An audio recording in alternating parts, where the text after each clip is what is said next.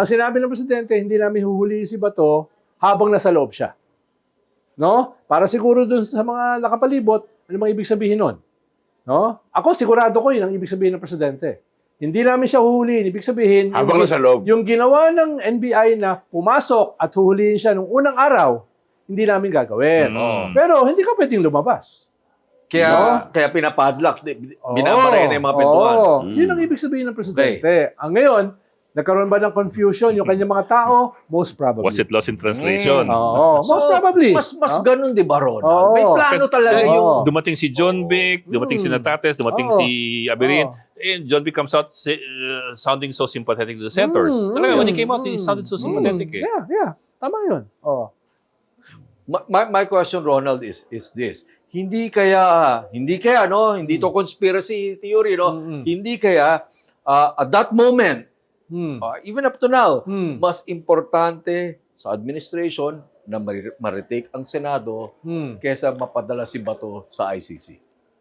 At that moment. Hindi kaya. Tingin ko konektado yun eh. Hindi siya magkahiwalay.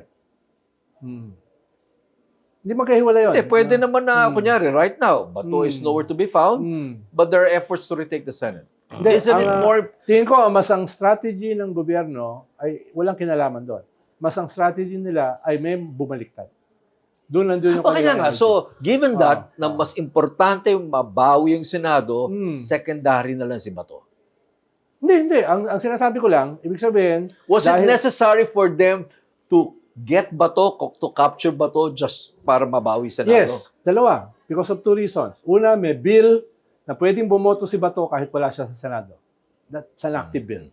No? Ikalawa, it's a message doon sa iba na nasa majority, hulihin namin kayo. Okay. So they did want to, you're presuming that they did want to arrest Bato. Yes. Okay.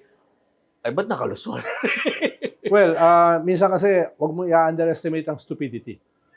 So, hindi siya conspiracy, stupidity siya. Hindi, may conspiracy. Sinasabi ko lang, meron kang template, papasukin, palayain, no? Yun yung fun.